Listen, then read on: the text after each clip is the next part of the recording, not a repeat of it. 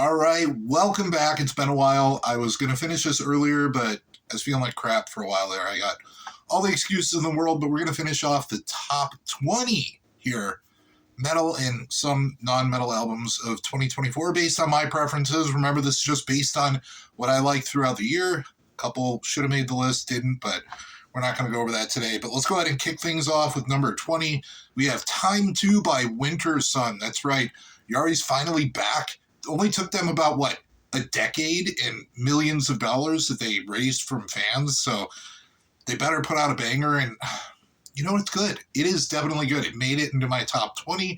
Is it as good as, what it should be? Probably not. But it's definitely a really good album. It's not quite as good, in my opinion, as Time 1. But I still definitely do love it. I think that it's a little bit long-winded with the rain in the intro, and then at the end of the album, it's could have been trimmed a little bit. But overall, good album, and it's here in the top 20. Number 19 is Aborted with Vault of Horrors. Now, the interesting thing about this, what do you want to call them? Death grind sort of band? I don't know. Tear me up in the comments. Tell me I'm wrong. Is there is a different vocalist on essentially every single track of the album. A lot of guest vocalists. And this album goes hard. It comes right out the gate. It hits you in the face. It doesn't let up. And I love it. I like pretty much every Aborted album, and this one definitely does not change that for me. Number 18 is Ihsahn with Ihsahn. If you don't know who Ihsahn is, he was the frontman of the great melodic black metal band Emperor, and he went and kind of did his own thing for a little bit.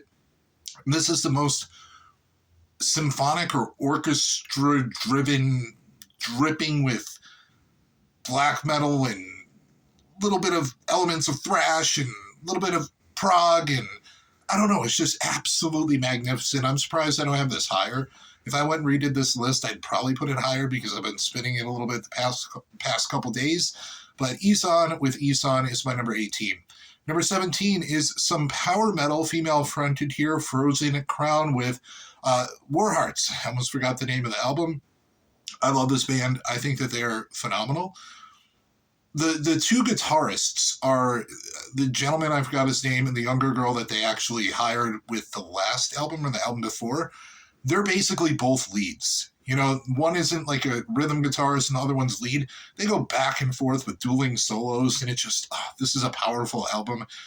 Arguably their best. I don't know, I need a little bit more time with it. It could either elevate, or as we know, sometimes it kind of loses some of its placing over time there. So that is number 17, Frozen Crown with Warhearts. Number 16 is some more power metal. We have Orden Ogan with The Order of Fear. I love this album. I love Orden Ogan. I think that they are fantastic. Fantastic. They are just so catchy and infectious. They have this sound to them with their choruses where they just layer the vocals, and it just it just makes you want to sing along, completely out of tune and horribly if you're me, but great album. It's not their best. I'm going to give that to Wintervale. If I said, is that the name of the album? I don't know. I'm an idiot. But anyhow, that is number 16 is Orden Ogan with The Order of Fear. 15 is some black metal. They're called black and death metal. I think that they're more on the black metal train here for this album. It's Necro Wretch with Swords of Jaw. The Jaw. Jaw. It's however you pronounce that, but this one blew me away. As soon as I listened to it, I was like, no one was over there, but I was looking at random invisible people, apparently. But this is a great black metal album. It's lots of mid-tempo stuff, but my God, is it just so well done. I can't even put words to it. Check it out. One of my favorite black metal albums of the year. Number 14, more power metal. We have Powerwolf with Wake Up the Wicked. A lot of people are hating on this album. I think it's awesome. I think Powerwolf did what Powerwolf do, and they put out another banger. That's essentially what it is. So if you like organs and vampires and beasts and good power metal, check it out. Powerwolf is amazing. Number 13 is Flesh God Apocalypse with Opera. I wouldn't say that this is their strongest album, but it is right up there. They're going kind of a different route, and it was inspired by the frontman nearly lost his life, in a climbing accident this past year, and it really inspired all the lyrics. So if you actually go through it and you read the lyrics as the album goes along, it takes on a whole new meaning. This is a great album. I love the inclusion of the female cleans in the choruses. It adds a little bit more spice to it instead of, having I forgot who in the band was doing the cleans. It was a little bit outside of his range, so this definitely works a little bit better. But number 13 is Flesh God Apocalypse with Opera. Number 12 is Egyptian-themed death metal brutal tech deathers. I fucked that up. Nile with The Underworld Awaits Us All. I love Nile, and this is... I don't know if this is going to take over my top spot with Annihilation of the Wicked, but it very well could. This album is fabulous. It is just unreal. Unreal. The drumming by... No, I'm not even going to think of his name. You all know his name. Put it in the comments below if you know his name. Why can't I think of his name? Callias. Callias. Now I can't think of his first name. Fucking unbelievable. This whole album just comes at you. It's crushing. There's a little bit of clean vocals at some points in it. It's not done by, anyone in the band, but, so good. I kind of wish there was more Egyptian theme elements. They kind of shied away from that a little bit on this album, but it is great. One of the best death metal albums of the year, obviously, and that's why it's number 12. Number 11 is Noctura with O Sorcery in Darkness. This is a female-fronted symphonic metal band with two female vocalists, and they both kind of play a different role, and they play off one another, and they work so well. One of them is more of like an operatic sound. The other one is more like in your face and a little bit more... Oh, okay. Just shit a little bit. But this one is, I'm not ashamed, basically, because I know a lot of people are going to be like, that's not metal, that's garbage baby pop. How about this? Fuck you. I like it. So, also, I'm sorry I said fuck you. I feel like a meanie now. So that's number 11. Number 10, top 10 here, Vitriol with Suffer and Become. This is new school death metal done right. Oh, so good. You just got to listen to it. Go ahead and listen to it. It's amazing. If you haven't heard it, where the fuck have you been? Oh, I love this album. Number 9, some more power metal. This is New Horizon with Conquerors.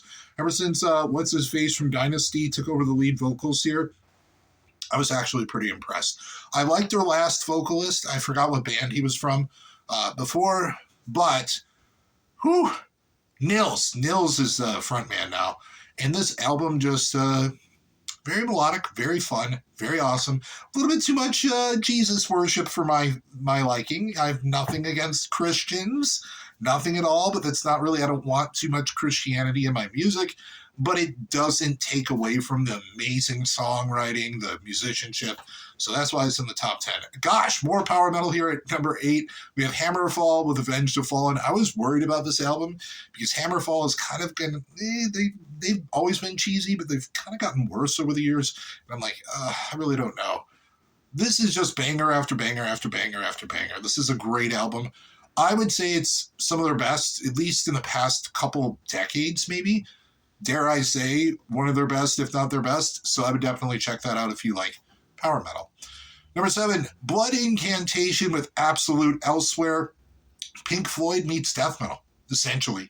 That's what you're getting here. This is good. And I'm so glad that it wasn't just like 2 long tracks that they kind of advertised it as, that they actually broke it up in the CDs for more digestible parts. I don't own a physical copy of this.